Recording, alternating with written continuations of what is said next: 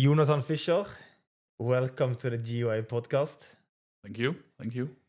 First of all, great hospitality when I came down here. I didn't find my way first, but then you came down, sorted me out. We've been ordering some food as well. They will have after the podcast. So, but yeah, anyways, really happy to have you on. I told you when I came that, so this is how the Eliteserien's best goalkeeper lives. It's good to see. Yeah, I really look forward to having you on. And what I want to touch on first is the transition from Hobro to Fredrikstad, because young boy, moving countries, different league, and also coming to a club that's like football fanatic, the supporters, and a big club coming up in the Eliteserien. So tell me how the shift was going from Hobro to Fredrikstad. I mean, I would probably say that the shift might not have been as big as some might expect, because from my point of view, I moved from Copenhagen to Aalborg to play for Hobro. So already there, I kind of left home, you might say. Yeah. But of course, it's different coming to another country, having to learn to speak in a bit of a different way now. Obviously, it's for some still quite difficult to understand what I'm saying when I'm speaking my Danish, Norwegian, whatever mix you might call it. But no, from like a personal point of view, it was actually easier than what I expected, especially because my girlfriend came with me, and that helped out a lot. Not just being up here all alone, but football wise and fan wise, it's been crazy.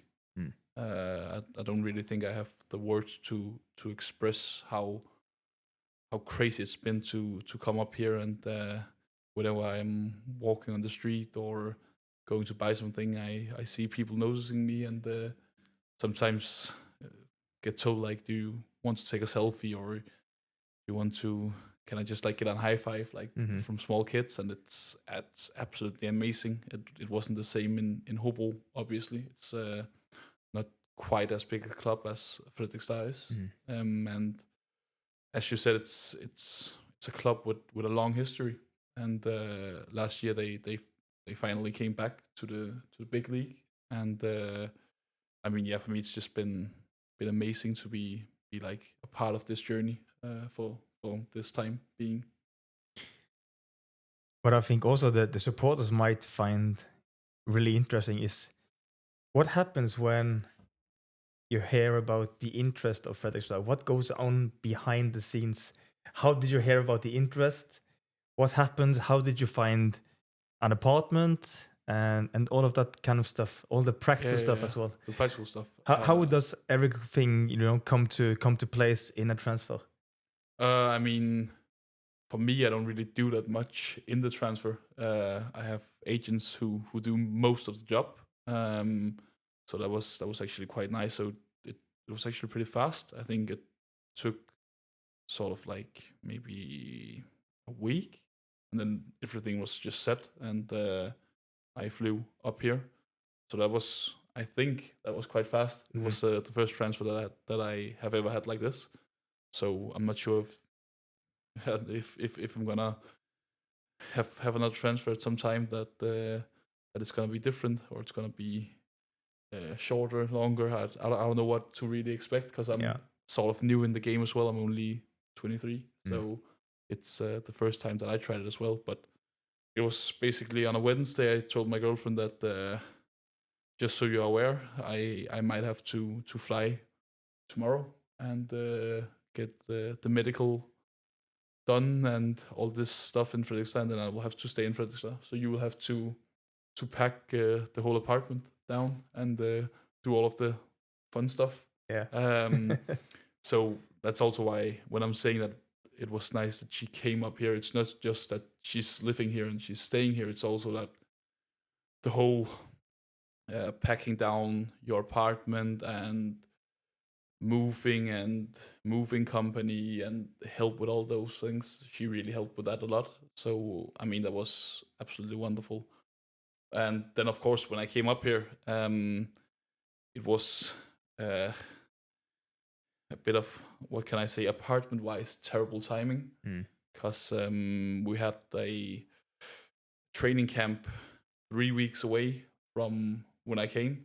So I couldn't really move into an apartment when I came. So I had to stay in a hotel for 3 weeks. Then we went on training camp for 2 weeks. And then I had to sort of figure out when can I get all of my stuff from Denmark to Fredrikstad.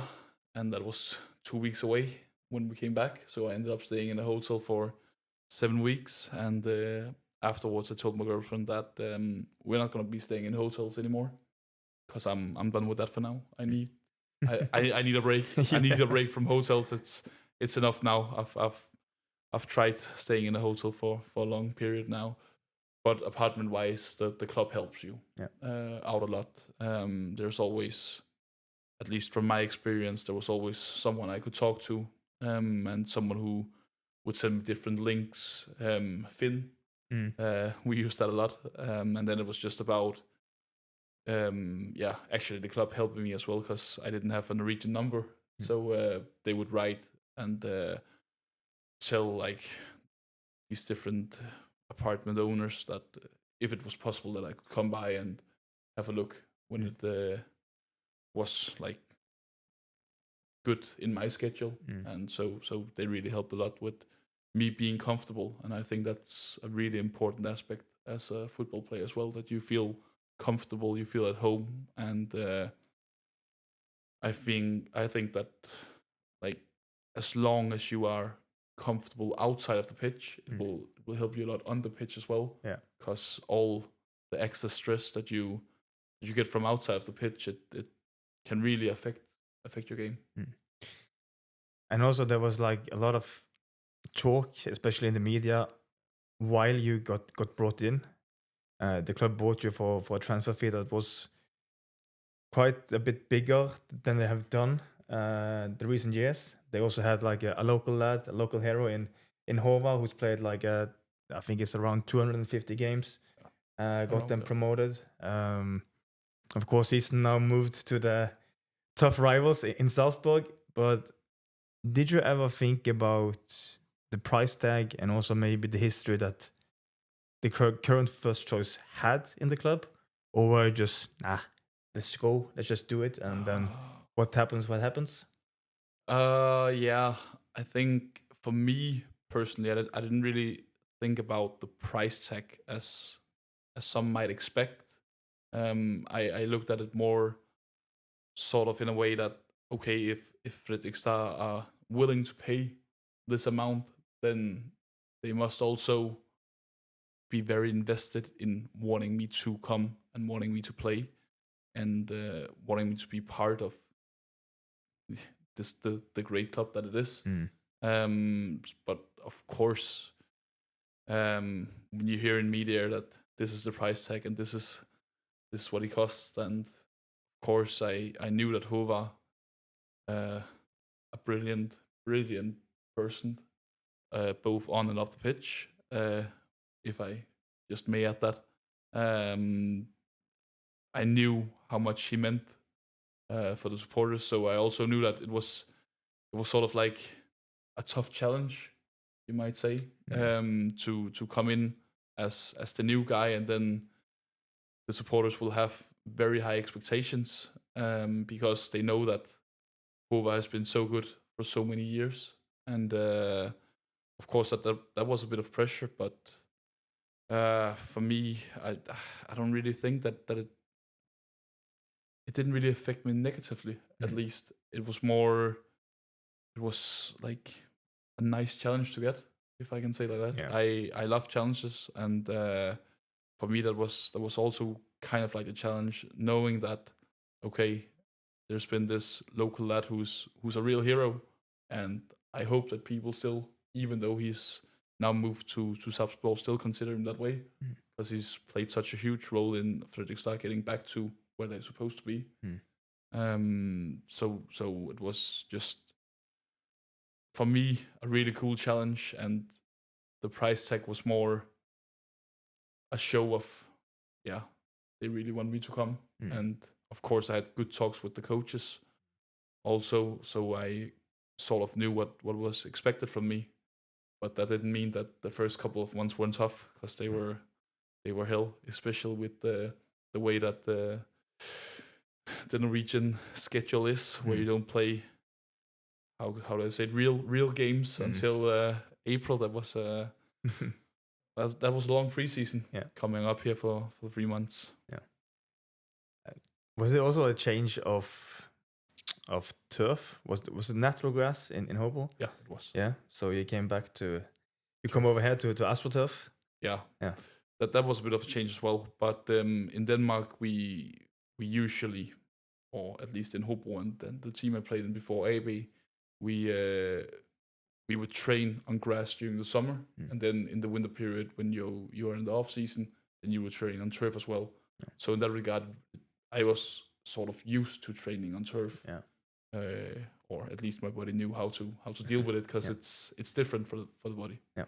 So you told me briefly that you talked to the coaches, probably then also maybe the goalkeeper coach. Of course. Yeah. Did you then talk to them before making the move, or were they a part of the decision making for choosing Fredrikstad as your next club? Did you get, a feeling that this was a good place to come, or how did that pan out? Yeah, I didn't really talk to them like that, but I sort of knew, because my agents talked to them, so I sort of knew what was expected of me when I came. And of course that made it very easy to know what is expected of me, and also made the move very easy, actually, because I knew that their expectations were the same as mine, and that made it for me very easy to say, okay, this is what I want to do. Yeah. This is the right move for me. Even though I heard a lot of people say, or at least in some media it was said, like, you should just stay in Denmark, and maybe you can go to the Superliga in Denmark in the summer, and wouldn't that be better? And for me, the way that the things that I heard about Fredrikstad, the way that my agents talked about the club, and also the way that Fredrikstad showed the interest, it just made it so easy. Yeah. To be honest, it was it was maybe easier than what it should actually have been. To just say, I'm just gonna move everything that I know from Denmark and all the comfort that I had there, and just say, no, I'm just gonna go to Fredrikstad and play. Made it very easy. Yeah, but because I think that moving country and moving clubs, the moving country part also, develops you as a person. You grow a lot from that, and I think that will also benefit your output as a goalkeeper as a whole. Do you also feel that moving country away from everything that's safe and secure? I think that as you can develop as a football player, you can develop as a goalkeeper, but in the end, I think that it's also about developing as a human being, and sort of like any other job. If you move country, if you move to a new job, I think that you will develop as a human being as well, and I think that's the really big part here. That when you're moving to Norway in a different country, I think that develops you as a human being. You have to learn to do things differently, and I think, of course, that also develops you on the pitch, because I'm very big on, as you know, being comfortable at home and all that, and I also believe that if you're comfortable at home, and if you move country, for example, now, then you will also learn a lot about yourself, and the more you learn, the more you know, and the more clever you'll be about yourself, and that helps you as a footballer. Yeah, for sure.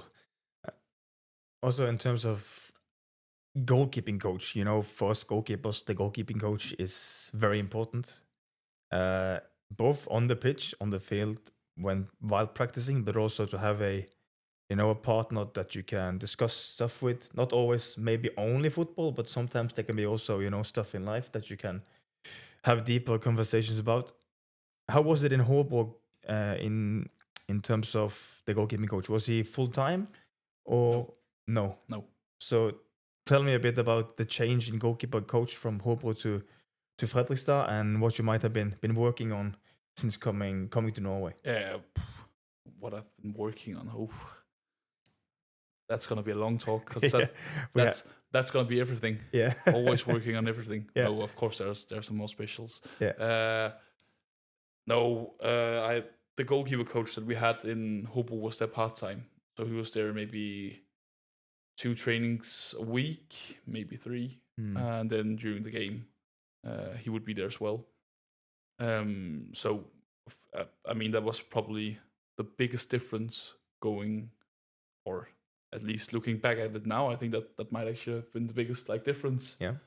Coming to Fredrikstad, with the goalkeeper coach being there all the time and really being able to go into depth with goalkeeping in a different way, looking at trainings, of course, looking at games. I did that as well in Hobo. But I mean, it's different when you have your goalkeeper coach every day. Then there's so many small details that you can work on. The first thing that I dreamt about when I was up here in Norwegian, that was Samuel, who was yelling "Armor, armor," because I had to keep my arms out. Yeah. All the time when there was a person shooting from close range. So that was, for example, one thing that we've worked a lot on. Your hand positioning. Yeah, just keeping your posture as big as possible when the striker comes close to you, and also making sure that your arms don't go into your body. Because if your arms are out to the side, then you're covering more of the goal. Yeah. So that's one thing that we've been working on quite a lot, and that's also why when I said earlier that the first 2 months were tough, that was because he was yelling in every training session, "Keep your arms out, keep your arms out." That was just the only thing that was in my head all the time. Yeah. And then also I think that I've been trying to develop for a long time is my aerial game. I think that's still a part where I'm struggling sometimes, where I really want to develop a lot. So that's normally also a part of the game for all goalkeepers. You hear it from all ages. That, and also until the day of you finish playing, it will always be the part of your game that will be probably the hardest. Yeah, I think there's so many small details in the aerial game that most people probably won't see it, but one step backwards to then go forward, it might be right in some situations, and in some situations it's wrong because you don't have the time to do it. And I mean, where are your arms positions? How hard is the cross? How is your positioning? Starting positioning. I mean, there's so many small details, and also there's so many things that you can't affect. I mean, if a shot comes to your right, you can learn how to dive to your right. Yeah. But one cross won't be exactly the same as the next. It will always be different. Is it an in swing? Is it an out swing? Is it hit with the laces? Is it hit with the inside of the foot? Is it how hard is it hit? I mean, there's so many factors that you can't control. How's the wind? Yeah. I mean, there are so many different things that you as a goalkeeper can't control in that situation. Whereas a lot of other stuff as a goalkeeper, you can sort of control a bit more. Of course, the pitch can be different and this and that. Yeah. But I mean, it's easier to control those things. And with a cross, there is so many things that you as a goalkeeper can't control, but you only have to react from. Yeah. That's the biggest thing. Just stay on crosses is that we have to react. We can't, anticipate too much what's going to happen because it's the serve, there's moving parts of people in front of you, the wind, wet, dry. everything. Maybe the sun or the the big lights. If if it's a late game, there's a lot of stuff that goes into it. So lights in your eyes. Lights in your eyes. Oh yeah, that's one thing. So yeah, I think for those young goalkeepers as well, who are listening, the aerial game is a tough part of goalkeeping, and so you just need to keep practicing it all the time. Yeah, and I will also say, if we're talking to young keepers as well, it's also about being brave. Yeah. I mean, it's so easy, especially when looking at the aerial game. Of course, if a ball goes between your hands, okay, yeah, then it's a mistake. Everybody can see it. But when it's a cross, I mean, you really have to be brave when it comes to that, and you have to dare, and you have to make mistakes, because you have to be brave enough to say, okay, I'll go for this cross. And then, of course, in games where points are played for and all this, maybe be a bit, don't just go out and, okay, I'll just be crazy. That's not it. But in training, sometimes, I mean, I do it now as well, where in trainings I'll say to my goalkeeper, just so you know, I'll go for every single cross. Of course not if it's 20 meters out, then I won't go for it. No, of course. But if I'm in doubt, then I'm just gonna go. Yeah. And then I'm gonna learn, okay, if it's hit this hard, then I can come forward. If it's hit with a little bit more pace or a little bit lower, then I won't be able to come forward. And that's part of the learning process. And I think it's really tough to know that you're actually developing in that part as well. And that's maybe why so many are struggling with it, because it's so tough to see, like, the day by day you're getting better. You can sort of feel it when you're diving to the side, and you can feel, okay, I'm actually getting better at diving to this side. It feels easier now. I'm getting out further. But when a cross comes just a bit different, and you feel like, fuck, I'm exactly the same as yesterday. I'm making the same mistakes, but it might not be the same mistake, because the cross might be hit a bit different. Yes. And then you're just learning. So really try to just be brave and do what you think is right in every situation, and dare to make mistakes and crosses. So, but you selected Fredrikstad.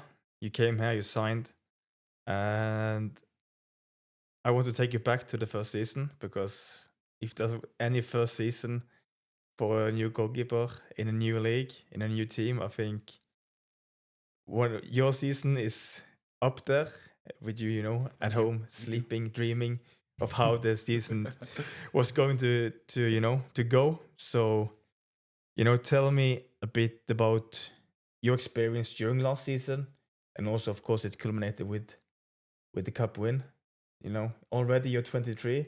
You were 22 at the time, I guess, or? No, I just turned 23. Yeah.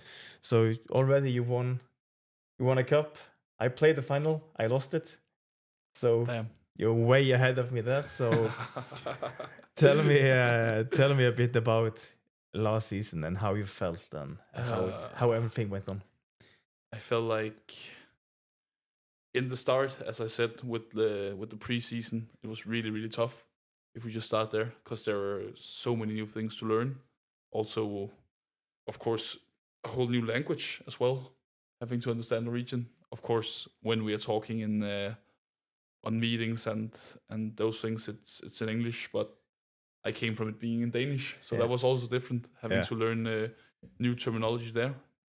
So the start was really tough, but I feel like it was like it always just built on top of, like, every single day. It was just like trying to get better every single day, and no matter whether it was training or a game, and it was in short, it was absolutely amazing. But of course it's tough to really describe it. I feel like I still feel like I'm having a tough time, like, describing how the season was, because of course when I look at it personally, it was really good. Yeah, it was amazing. Of course, I would say that, and it was really cool also coming into, like, this whole new group, and then actually being able to bring something to the table and actually helping the team out.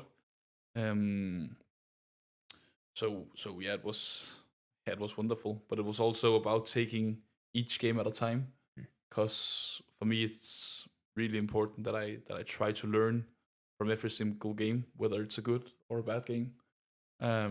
It's sometimes the worst games are the best games because those games are the ones where you learn the most. Yeah. And sometimes that's when you really have to be, if I can just use the same word again, brave. Brave with yourself. You have to look at the mistakes that you make, even if it's a small one. Then that's when you can develop. That's when you can get better. And that's sort of how I feel like I built last season. That was like just trying to get better every day and really develop during the games and just learn from every single kick, every single save, every single goal that I did in. Just trying to learn as much as possible. And then of course it all ended in a almost perfect way, if you can say it, with the cup win against Molde. Yeah, keeping a clean sheet and also saving in the penalty shootout. Not really saving. I mean, they missed. But still, it was a win. It was a win. Cool. So basically, just what you're saying is that you got into probably a flow of training every day, staying healthy, and then playing game by game, and just getting more confident week by week. Like getting into this like sort of rhythm, of the game and of the fans as well. Like whole new way. I mean, first game we had was Bodø at home. Second game was Brann away.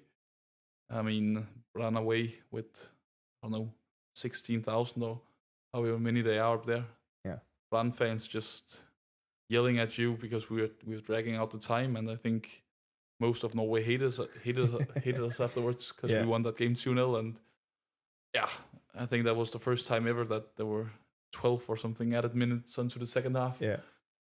So I remember it became a big thing in Norwegian football. And also like memes about when teams are cynical in Norway, then everyone is complaining, but when they're not, then everyone is complaining as well. I remember one meme with that that I saw. So I mean, just from those two games with like fans and all that was like a whole different experience from coming from like the most fans I had ever played in front of was actually a game in the cup for Hobo against FC Copenhagen. Where we played, and I think there was maybe it was against Aalborg, like maybe 6,000 people. And here it was every single game. It was 10, 12, 16,000. I mean, next game was Sarpsborg at home and then Viking away afterwards. So it was sold out. So that was crazy. Big change. So how if you the cup final, big game, and also playing big games week in, week out, for goalkeepers, the mental part is a huge thing.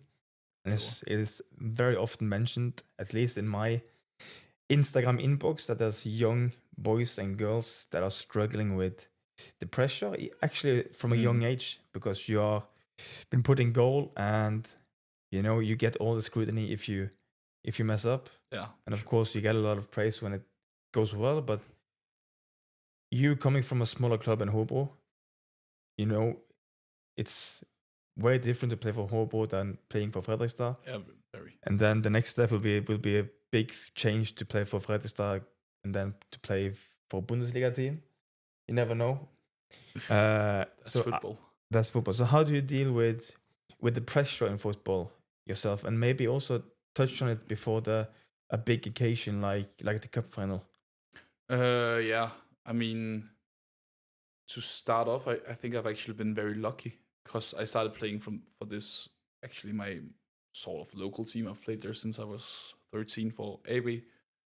Started there, and I mean, wasn't really that much attention on it.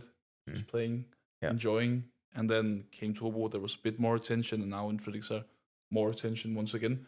So I think for me, it's like it's built up quite nicely, if you can say it like that. So I've got a bit more pressure. It hasn't just been like for some players going from their local team and then they go straight to, what do I know, United or Arsenal or something like that, and then they have to like take all this pressure and all people looking at you.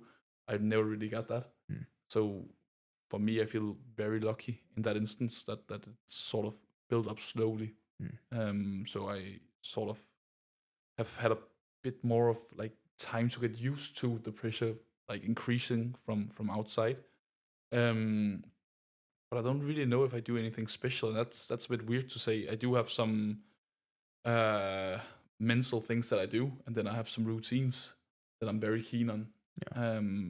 I think for me, it's mostly about the routines actually that I have up to a game that are quite important, because that gives me comfort, if I can say it like that. Yeah. It gives me this calmness that, okay, I know that I've done what I can do to perform at my highest level, but I also know that every single performance that I have won't be, let's just say, a 10 out of 10. That's not how it works. That's not how we as humans work. You can't be perfect all the time. And I think that's also very important as a young goalkeeper. You have to acknowledge that you will make mistakes, and especially when you're young, that's also when you're supposed to make mistakes. Yes. You're supposed to do it. Yeah. Look at the Premier League goalkeepers. Look at the best of the best. Look at Alisson. Look at Courtois. Look at Neuer. All those keepers. I mean, if you look at those, they make mistakes as well. Yeah. So if you make a mistake, if you make twice, 3 times as many mistakes as a younger goalkeeper, that's how it's supposed to be. Yeah. And as long as you're not, I think for me, it's also a lot about not being naive and accepting that, okay, this was a mistake. As long as you can say afterwards, like, okay, this wasn't my best game. As long as you can say it afterwards, and then next day come in, you train well, you do your things well again, then everyone will be happy with you. And I think you'll also be happy with yourself, because you know, okay, I'm still doing the right things, I'm still training proper, but this mistake that I made, I'm not gonna let it affect me in a negative way, but I'm gonna learn from it. Yeah. And I'm gonna get better from it, because I mean, look at every single outfield player as well. They make so many mistakes, but if you make one mistake as a goalkeeper, then everyone will, no matter how many good saves you make, the only thing the media will talk about afterwards was, could he have done better here? Yeah. Should he have done something different? Why did he let this goal go in? Yeah. Then that's the only thing that people are looking at it. If a striker misses 10 1v1 chances, nobody will talk about it. If he scores on a penalty, then that's the only thing they will look at. Yeah. So I think it's sort of also, that's sort of like the life of a goalkeeper. Yes. You have to be tough mentally, because you have to accept that the mistakes that you make will most likely cost, and that will be tough. But use it in a positive way. Yeah. Really try to use it in a positive way, and don't let it affect you negatively. Yeah. Did you feel anything besides the norm before the cup final, or was it a normal game for you? Oh, that's so difficult to answer, because hard to remember, maybe. No. It's easy to remember. Yeah, it's easy to remember, but it's I find so much comfort in the way that I do things. So I just try not to change it at all. I just try to keep it.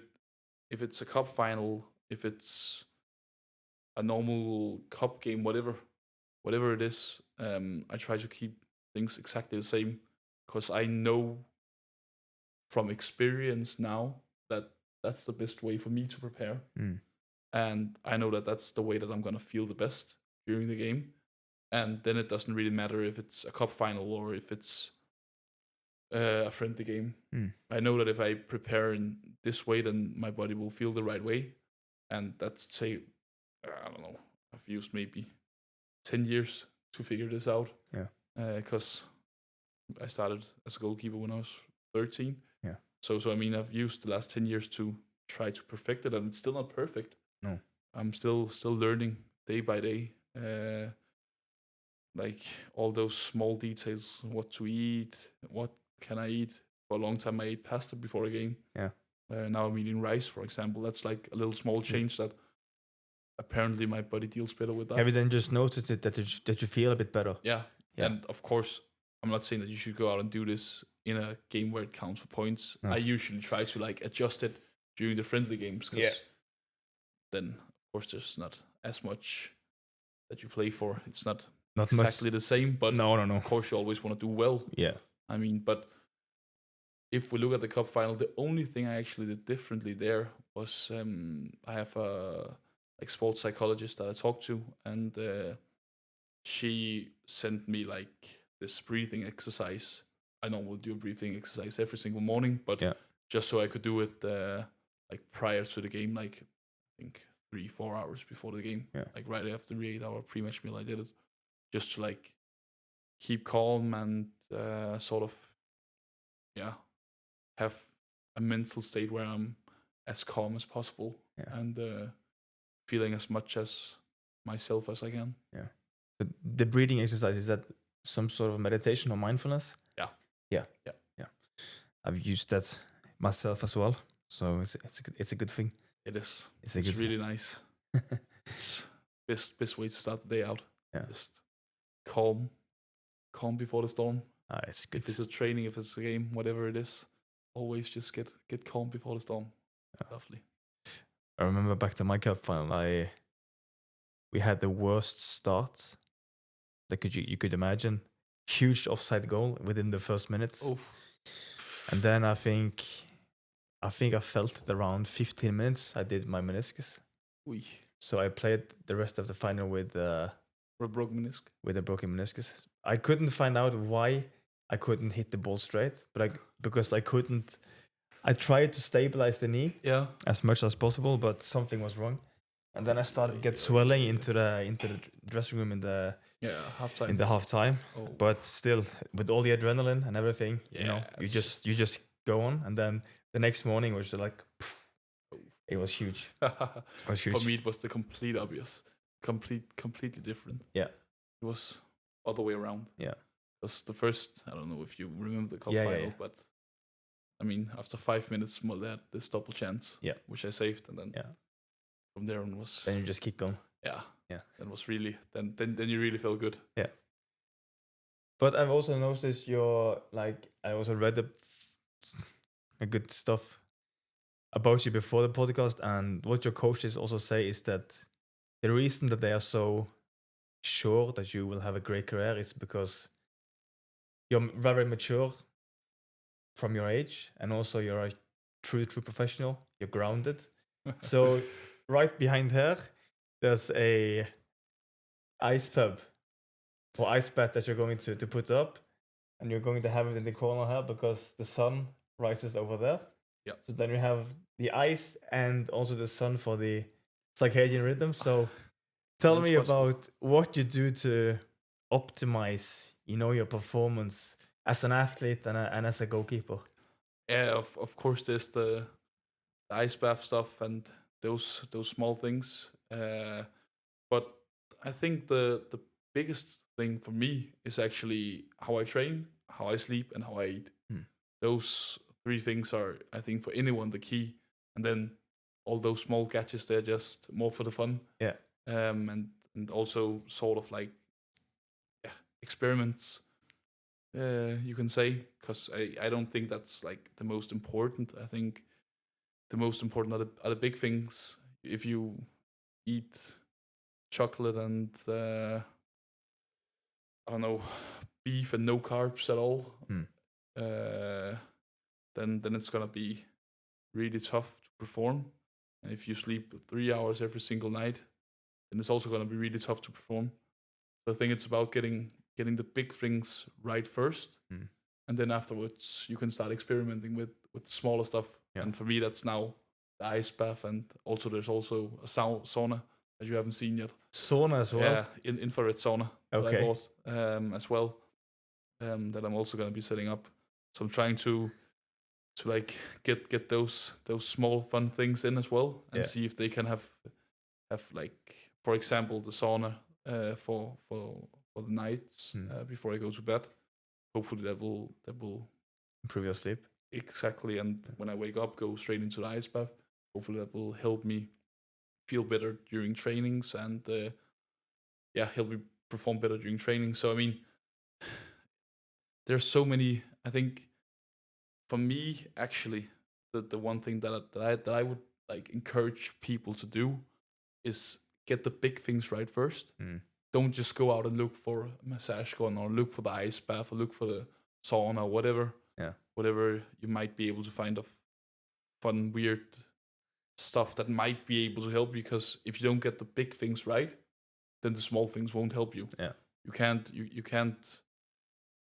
If you don't get the big things right, then the small extra things that you might be able to do, they're not gonna do anything good for you. If you're not eating right, if you're not sleeping right, then it's gonna have no effect whatsoever. People who listen to the podcast, and those are normally athletes and goalkeepers, and that wants to improve on the smaller stuff. I saw you when I was here, came early. You were shotting creatine. Tell me a little bit about the effect it's had on your body. Yeah, I know you're big on creatine as well. Yeah. That makes for the two of us. So I actually had this experiment going on with one of the physical coaches in the staff in Fredrikstad, where we sort of like had this discussion about like one scoop is 3 grams.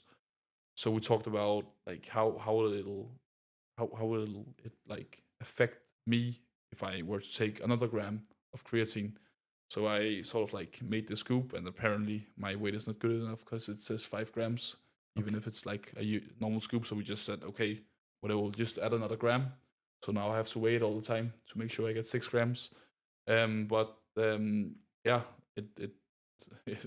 actually had quite a big effect on me. We did some jumping tests every single morning, and I almost managed to improve my jumping by, I think, 4 centimeters in like average jumping height, just from like taking 1 gram of creatine more. So that was that's huge. Yeah, that was very extreme to find that out, especially when you are an athlete and you feel like I'm training all the time. I feel like I'm getting better at jumping or getting better at getting stronger or whatever you might be feeling. But like, for anyone who wants, please buy creatine. It's also good for your mental health. Yeah. And helps against memory loss and a lot of other stuff as well. Yeah. So for normal human beings, if I can say it like that, then it's also really good. So I know you're big on it. Yeah. So for the two of us, I think that we can agree that it's a big encouragement to anyone who've been wondering, what can I do? Take creatine. Yeah, take creatine. It's the most researched supplement. Supplement that you can take. So I mean, there's no reason to be scared of it. No, it's so good. And I think just trying it out, because I think there's a few individual differences in terms of how many people that really reacts to it and feel way better. But I think try it if you're at a proper age, and then for sure, if you're 12, don't try it. No. Wait until you're 18 at least. You're fully smart. Yeah, be smart, fully grown. So it's really good. I also felt that while doing goalkeeping, that my explosiveness and also being able to recover a bit faster, for sure, helped me a lot. So for sure, really good. And also in terms of your size, you're big, yeah, but you are really fast, and your agility, your jumping, everything is good. One thing is the work you do. Yeah, what I've watched the highlights also from this season, so it looks really good. What are you doing? Goalkeeper coaching is one thing, and the on-field stuff is one thing. But is there any special stuff that you do in the gym? Do you have like a weekly routine that you need to check off so that you feel even better in goal? I mean, yes, there is. Yeah, of course there is. I mean, just with the scoops of creatine, I mean, I'm very systematic when it comes to those things. I feel that, as I said before, I don't really, of course, I don't get anxious when I play games, because I know that the routines that I'm doing will make me feel as good as possible. So of course there are a lot of things that I do during a week. It can be gym, it can be how I eat, it can be, I mean, touching on the gym. I mean, it's always that we have these routines that we do, very with like heavy leg session, an upper body session, and explosive leg day. Yeah. So But it's does your program differentiate from the outfield players? Yeah. It does. And also I've had personal trainers, because before I came to Fredrikstad, there wasn't like a physical team around us. So I had some guys that I talked to, hired, whatever you want to call it, myself, and I felt that especially with those guys, I really learned a lot about myself as well. So now when I'm talking to the physical staff in Fredrikstad, I sort of know if there's anything special that I need, because it might be different from one week to another. Sometimes you might need a bit more load, sometimes you might need a bit less. And of course, every single week can't be the exact same, not with your trainings, not with how your gym is, not with how you're feeling. And I feel like the comfort that it gives me, that I know, okay, I'm gonna be doing things my way. And I think you also said it earlier, my way is not gonna be the right way for you or for anyone else. It's about finding your own way. But yeah, that there are a lot of boxes that sort of need to be checked on the list for me to feel really comfortable into a game. Is there a couple of exercises in the gym for the people listening, so that they can maybe try themselves, that you like feel really works for your explosiveness and the way you move in the goal? I would say it also depends a lot on who you are and where you are with your physical training. Because I think for me, if you saw me 5 years ago, I was skinny, very, very skinny. And I don't feel like I am skinny anymore. No. But I mean, is it like squatting? Is it? I would say for me, I think that trap bar deadlift is one of the exercises I really enjoy. And then I think a box squat is also very good to build like strength in the legs. And both exercises are also really good for like power upwards. And you can also, now I don't know what the exact name of it is, but if you say you do 3 reps of trap bar deadlift, very heavy, and then afterwards you do 3 box jumps, for example. I think that's really good. For improving your like ability to produce power and also for explosiveness and all this. I think that's like combining heavy lifting with lighter exercises in like a superset. So go really heavy and go really light, and then once again, it's so much about also finding what works for you. Yeah, for sure. And for sure. Yeah. But also, if you go to like your goalkeeping profile, your age, your performances, obviously this package will have the media talking, scouts and agents and clubs talking. Of course. Yeah. So how do you deal with, the pundits in the media, praise you week in, week out? Because one thing is handling stuff in your career when it goes badly, but like now you're flying. The start you've had to the season has been really good, and the rumors doesn't calm down. So how are you mentally? Because it will get to you if you're not too much in the media reading. At some point, it will get to you. Yeah. So how are you dealing with that sort of stuff? Yeah, I don't really read the media. That's smart. That's step number 1, I guess.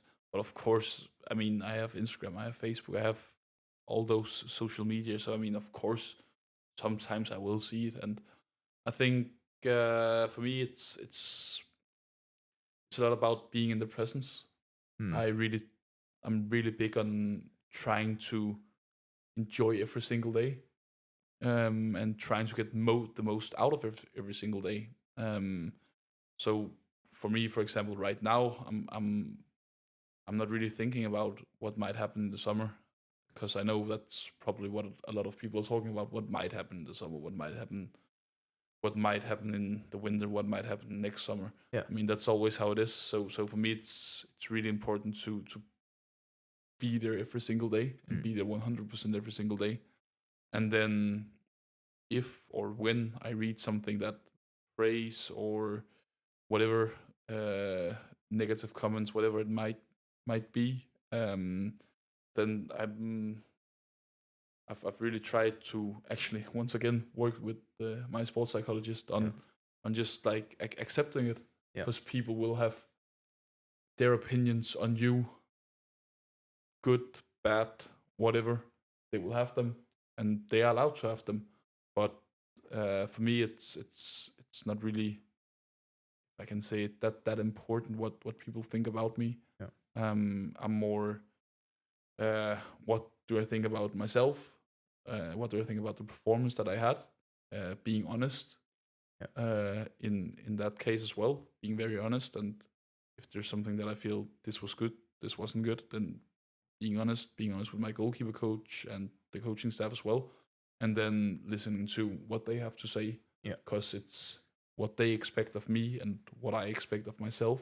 That's what's for me really important. So yeah, try to stay out of the media as much as possible, and then when I have to deal with it, I accept that other people will have their meanings and thoughts and whatever they might have. Then yeah, just being grateful when I can be grateful for them praising me, and then accepting when they say that it's something that wasn't good enough. Then also accepting that yes, that's their meaning. I might agree, I might disagree. It's always tough to know. Yeah.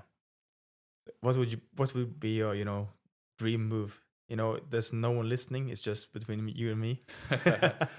No, No. I'm gonna say Premier League then, because I said it actually in the first interview I think I did with, I don't know if it was here or Hobo, but one of those times it was, my dream has always been to play in the Premier League. So of course a dream move would for me be to be a first choice goalkeeper in the Premier League, because that would be a dream. Yeah. I've always wanted that since I was a little kid. Yeah. It's just keep on playing like you're doing, and then hopefully one day it will come. Yeah. That would really be playing for the national team and playing in the Premier League. That would be the dream come true. Yeah. Talking about the national team, the guy that comes to mind, it's Kasper Schmeichel, who's been a big goalkeeper for Denmark, and also in professional football for many years. Do you have any idols or someone that you've been looking up to from a young age, and maybe now currently when you're a pro yourself? Yes. Peter Schmeichel, actually. Yeah. A bit then Manuel Neuer, and when I became a bit older, David De Gea, and those guys. I think all three exceptional keepers. Peter Schmeichel, of course, because he's Danish. My dad used to talk a bit about him as well. Yeah. And then, I mean, Neuer was just, for me, he's probably the goalkeeper that has developed goalkeeping the most, with the way that he plays with his feet, and just wow. Yeah. What a keeper. I don't even know amazing. how to describe him. I mean, that's, I still get starstruck whenever I see him play. I'm like, wow, look at this guy, just making it look so easy, chipping it out to the wing back, and just everything just seems so simple. Yeah. And then if I'm to touch on David De Gea, then I mean his reactions and the way that he is so fast on the goal line. I mean, he was at his very best at United, and also now seeing him coming back for He's Fiorentina. doing decent in Fiorentina as well now. I mean, Pwah. it's just, I was so, wow. I just remember I was quite a big United fan when I was younger. And I just remember watching and I was like, oh my God, that's just such a dream playing for United. And he's just doing everything and he's just making these exceptional saves on the line and 1v1 saves. And I still, actually, now that we're talking about it, have this picture in my head of him just to his top left, his right arm saving a shot from Cristiano Ronaldo when they played that. I think it was Old Trafford they played that. Yeah. In the Champions League. I just remember that save and it was just, wow. Yeah. What a keeper. Yeah. Amazing. In terms of goalkeeping and also football, are you like a football geek and a goalkeeper nerd? So when there's games from Eliteserien, Bundesliga here on the television, are you watching everything, studying, picking pieces from different goalkeepers, or how's that? Yeah. Yeah. I would say maybe almost a bit too nerdy. Some might say sometimes, but that's also if we are to come a bit back as well to the difference of going from Hobro to Fredrikstad with having a goalkeeping coach full time. I mean, that's one of the things I love the most. It's just being able to go into details on such a small level, because I mean, most goalkeepers at the level that I'm playing at now and that you've been playing at, they know how to catch a ball. They know how to make a dive to the right, to the left, but there's so many small details in how is your step, how is your negative step, how long should it be for you to be able to get down, and when should you for example keep your arms out to the side and keep them there, and when should you try to use them to get a bit of pendle and to be able to dive further. And I mean, there are so many details to goalkeeping, and I really love it. So yeah, I'm really a nerd when it comes to that, and I love every single detail. Sometimes I think it might be too much for my girlfriend, because let's just say she doesn't really enjoy watching football that much, but she's also from a footballing family. So when it's just the two of us, she sometimes gets to choose that we don't watch football, but whenever I'm with her family or with my own family, then it's always we watch football. So she's, let's just say when we met, Corona was there, so she didn't know how much football I played and how much I was into football. And it might have been good for me. I was a bit lucky that I met her when Corona was there. So she didn't get to meet the full-on football freak. So she only found that out later. Lucky for me, maybe a bit unlucky for her. I don't know. So yeah, I'm really into being nerdy. So that's when you watch football, is that the time when she paints or draws? Sometimes, but actually, most of the time that's when she does that, because she, as I said, her family is also big on football, so she's been growing up with it. So it's also sometimes very comforting for her to just have it in the background, but she doesn't really enjoy just watching it full on. But I do.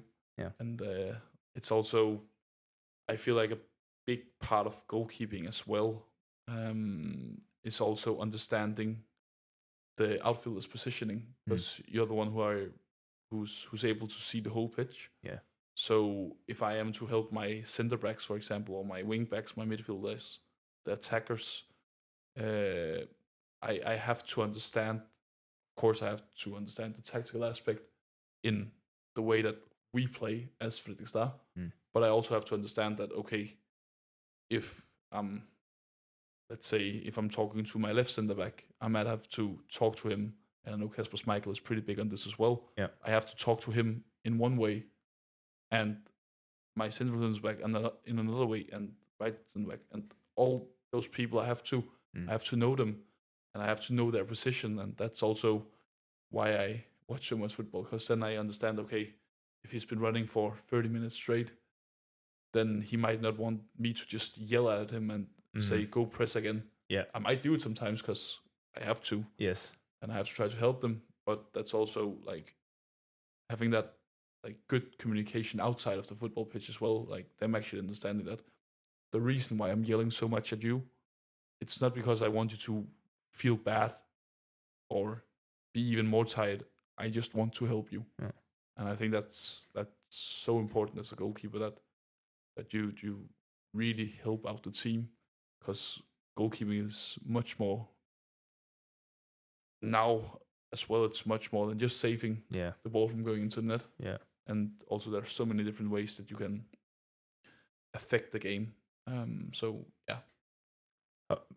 Touching on that, how is the vibe in the dressing room in Fredrikstad? Is it a good group? Yeah. Are you tight together? So really tight group, yeah. Yeah. So then it's way easier to yell at a friend, because he probably knows that it's you mean it in the best way possible. Yeah, exactly. If there's a lot of tension within the dressing room, then it might be pursued differently.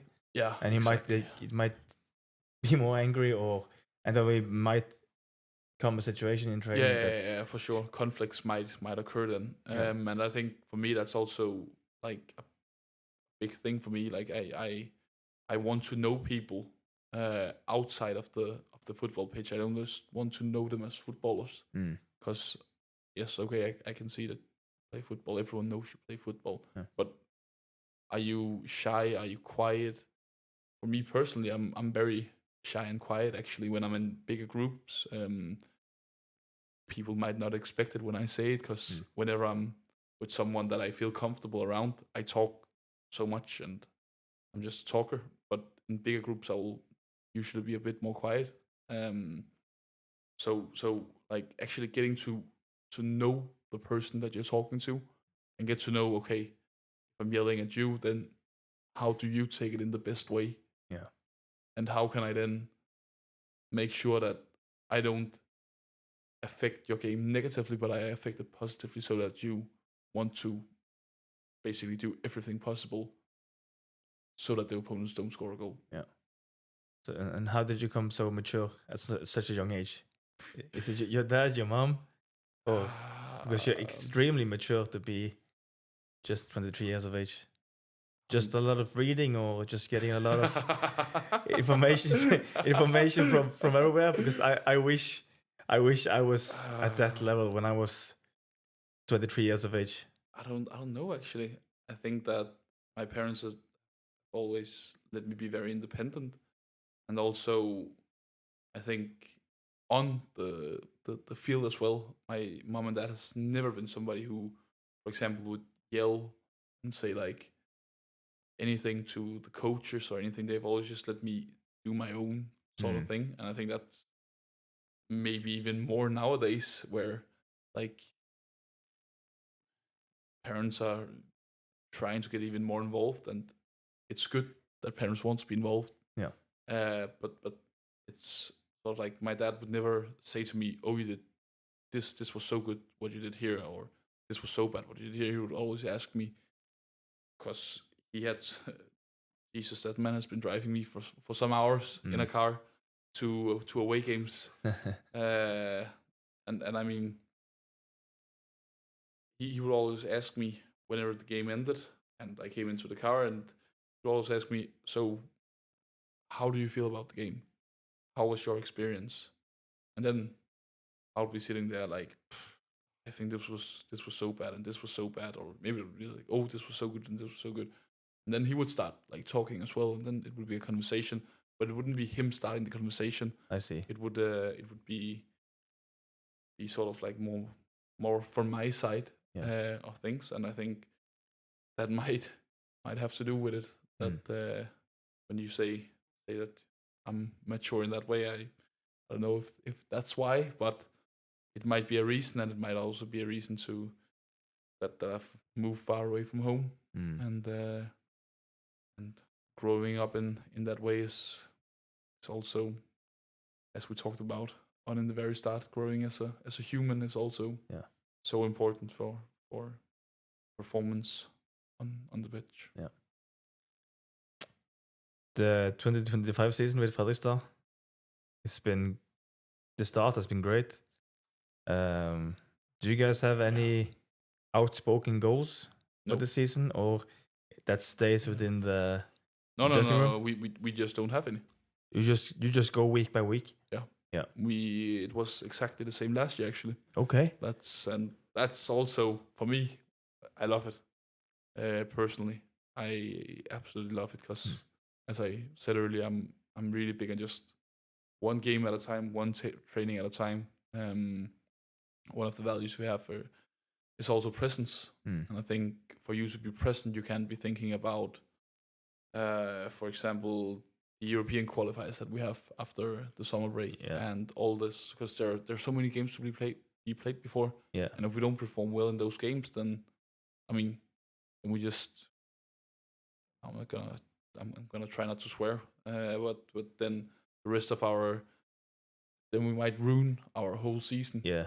Because we're not focused on what's actually right in front of us, and that's, for example, now it's the cup game, and then afterwards it's Haugesund, and 2 days ago it was Sandefjord. Yeah, that was the main point. It isn't European qualifier or anything. So it's actually we just don't do. We don't want to limit ourselves, if I can say it like that. Yeah. That might be sort of the thing. Yeah. I think I asked earlier today on my Instagram. Yeah.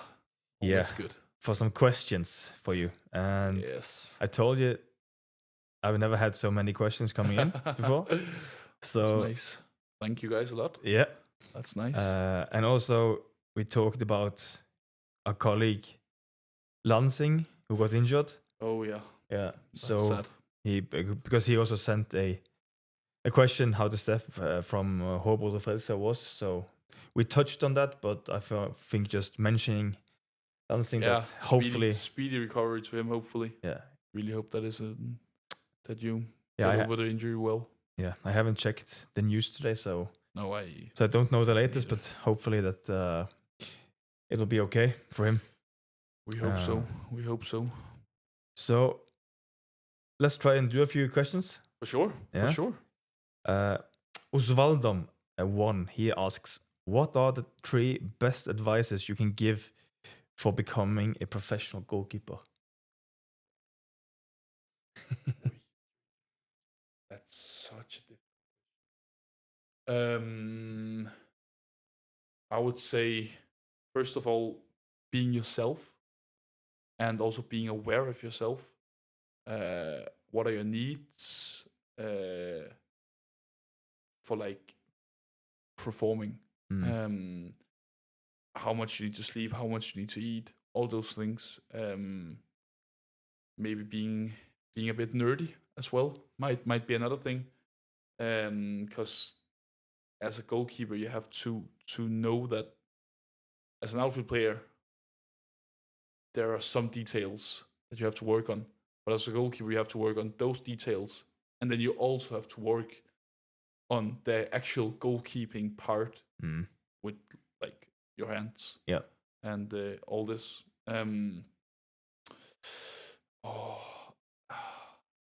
But my best advice, it might be enjoy. As long as you enjoy being a goalkeeper, then I totally agree. You might not make it to the professional level, but as long as you're enjoying, then you'll perform, and you'll be willing to sacrifice so much. Yeah. Because it's also, and this might not just be 3 advices then, but it's also about sacrifice. Yeah. You have to sacrifice. We talked about earlier, you eating the Easter candy eggs for the first time in your life. Yeah. And not thinking about just, can I take another one, or is it what's that gonna do? If I play tomorrow, then can I take it? Maybe I shouldn't. No, there are so many sacrifices that you have to be willing to do, and as long as you are enjoying what you're doing, then those sacrifices will be worth it. Yeah. Being so far away from me, from my family and my friends and all this, that's also a huge sacrifice. Yeah. So yeah, that's like sort of No, it's 3 3 advices, sort of. 3 advices plus. Yeah. Yeah. Plus minus, however you see it. Martin Östli, he asks, why the jersey number 30 and not number 1? Is it a lucky number? No. It was actually completely random why I chose it. Okay. Hobo had number 1. Yeah, and, correct. When I came, and of course he kept that, and he should definitely also have kept it. I wouldn't do anything different. So it was actually just I don't really have any reason. No. I just sort of like, the kitman was just he told me like what number do you want, and then he like listed some different ones, and actually I wanted 16 because that was the one I had been playing in 16 in Hobo. No, No? I played in that. Yes, when I came to Hobro, I played in 16 as well. Okay. But when I played in AB, the first team I played for, I used to play number 16. Okay. So I actually wanted that number, but that was someone else already had it. So I couldn't take that. And then just like I just thought like 30. That sounds pretty cool. But no real reason for it. It was Okay. just Random. Just sounded good. Yeah. 30. Liked it. Now you have to keep it the way you've been performing the last season and the start of this season. You have to keep it, huh? I'm not really that much into Superstitious? Yeah. No. I'm not that superstitious. I'm more like the routines and stuff. I'm really big on that, but superstitious with numbers and all this, no. I don't like it. I think that then it's too many factors that affect, like if you have to do this and this and this. Yeah. To be performing, then how are you ever gonna perform? Have you noticed any difference? So Morgan asked, what's the difference between Norwegian and Danish football? Have you noticed any? Oh. Now I can't talk about the Superliga in Denmark because obviously I haven't played in that. Mm-hmm. But going from the Obos in Denmark to the Eliteserie in Norway, it's of course tempo, but I'll also have to say fans and this whole, like, it's like, especially in Fredrikstad, it's such a footballing city. Yeah. It's like everyone talks football, everyone knows about football. So I think like how much football maybe matters to, especially now I can only talk as a Fredrikstad player, how much it matters compared to before, and then tempo as well. And I think if there's something that you have to add, then it might be the AstroTurf instead of the normal grass pitches. That's also a bit different. But yeah, if it's only on the football pitch, then the tempo that's played in, it's going from Obos in Denmark to Eliteserie in Norway. That's really a big difference. Okay, interesting. Sivert Fagerland, he asks, can you tell me a bit about your daily routines in terms of training when you were really young, like probably around 12, 13? How were you training at that age? Nothing special, actually, and that's a bit boring to say maybe, but that's also why I think I'm so keen on really making sure that people understand that it's about enjoying football. I think that's such a huge part of me actually being who I am now and being the keeper in Fredrikstad that I am. I think that's such a huge part because I didn't do anything special. I just went to training when everyone else went to training, and then my dad picked me up and I went back home. Yeah. I didn't do anything special in the early years when I was 12, 13, 14. And I also think that I was very lucky to have my dad in the way that I had him. And of course also my mom and my sister who also supported it, but especially my dad, he always drove me to and from games, and he wasn't that much into like, oh, you have to do well, you have to be the best. You need to go to this guy, you need to go to this guy to be even better. He was never like that. He was also always just, so was it fun to train today? And I was always like, yes, oh, it was so fun. Yeah. And then he was like, perfect. Yeah. okay, mom made pasta and spaghetti bolognese or whatever she made at home, and then came home and then talked and just enjoyed it. And I think that was really a big part for me, that and still is, that I just enjoy football. And that's also why when we talked about earlier that I'm so nerdy with it, I think that's because I just enjoy it so much. Yeah. I really enjoy the football, and I haven't gotten tired of it. But when I got a bit older, that's when I like started being a bit more like with gym trainings and stuff. I started working on that with those guys that I talked about earlier, Sepa Sport in Denmark, who helped me out because I was quite a skinny guy. I grew like 20 centimeters during like 4 weeks. It was like my body couldn't really handle it. And then it was like really about like getting strong, and I think that's really important as well.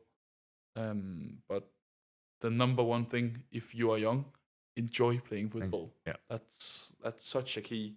And then when you get older, then you can start looking at those small details with, for example, gym sessions, and okay, maybe I can take another football session. If you want to be a goalkeeper, for example, okay, maybe I can see if I can find like a goalkeeper trainer that I like and that understands like what my needs are. Yeah. Marcena, she asks, what's the most funny or weirdest thing that's happened to you on the field? Funny or weirdest thing? Oh, I have a good one here. When I was young, and that comes back to people saying that goalkeepers are crazy. And right here, I must agree, because I was probably 13 or something years old, and there was a shot that came, and I had to dive. I made the save, and then I ran straight into the post. So I broke my teeth right here. Okay. And then straight away, I didn't cry, nothing like that. It would be okay to cry, of course, but straight away I picked up the tooth. Then I gave it to our coach and said, "Can you please get it up to one of the parents that are up there and give it to them so they can put it in like ice or something?" Because I don't know. I think maybe I watched too many movies. Because like if your finger falls off or something, you have to put it in ice. Yeah. So it's just like, can you please give it to him so I can just, when my dad comes and we're done with training, then I can get go to the hospital and get them to put it back on to me, and then I just train on. So that might come back to goalkeepers being crazy. Yeah, I don't know. Final question is from me. You told me that you love to prepare food and make food together with your girlfriend. Yeah. So if you could invite anyone you want, goalkeeper, athlete, past or present. So you have 3. Who would they be, and what would you serve them? It has to be goalkeepers, right? It can be goalkeepers. Maybe it can be another athlete. You decide. It can be your mom or your dad, but for this question, let's try to keep it to athletes. Okay, athletes. Or any big persons in history.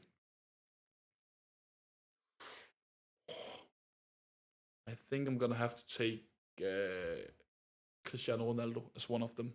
Mm-hmm. What will I serve him? Probably be like some sort of chicken dish. I know he likes to keep it really clean. Mm-hmm. So like some chicken, some rice, vegetables. This like very simple, very very nutrient dense and good foods. I think that would probably be it, because I think it would be so cool to hear like his story and how he has made it from where he came from the small island, and then to becoming one of the best in the world at his sport.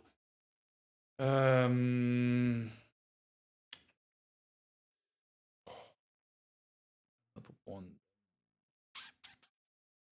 Uh, So many to choose from. yeah, so many. So many that are good as well. Because I would love to, for example, talk with like a like a keeper like David Seaman, for example. I think it's like having played in Premier League and like the career that he had. Absolutely amazing. What I would serve him, that would be Fish and chips. yeah. No. He would need to get like I think he might be a person that like enjoys different cuisines of food.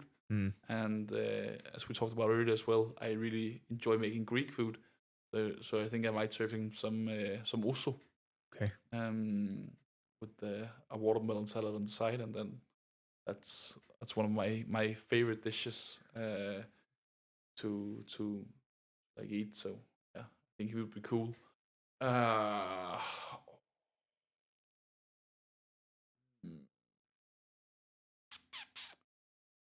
And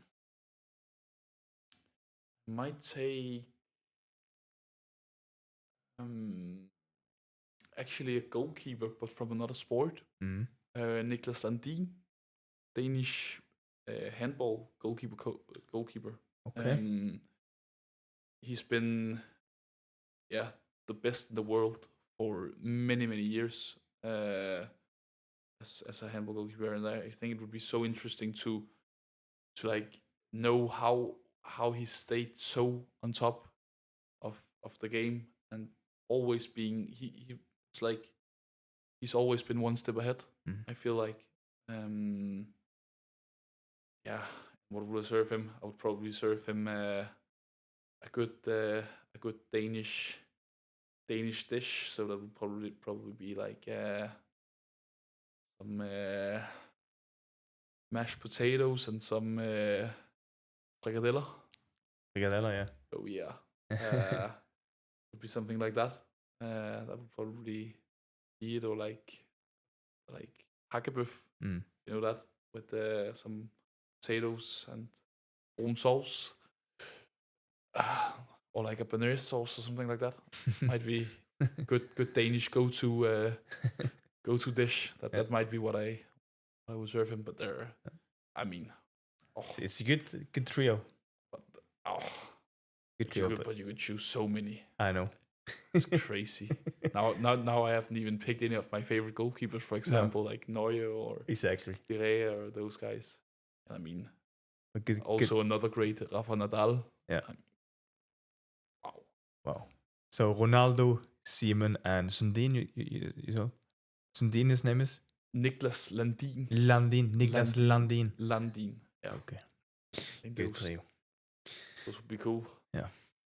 Jonathan, it's been an hour and a half. It's been a pleasure. It's been an absolute blast to talk to you. Mature, big guy who has the world at his feet. Thank you. I just want to thank you very much for coming on. Thank you for having me. So it's not something I take lightly. I really appreciate everyone that wants to come on and make my small dream come true after playing. So thank you very much. Thank you for having me. It's been a pleasure. So and now let's enjoy some Indian food. Some Indian food. Oh yes.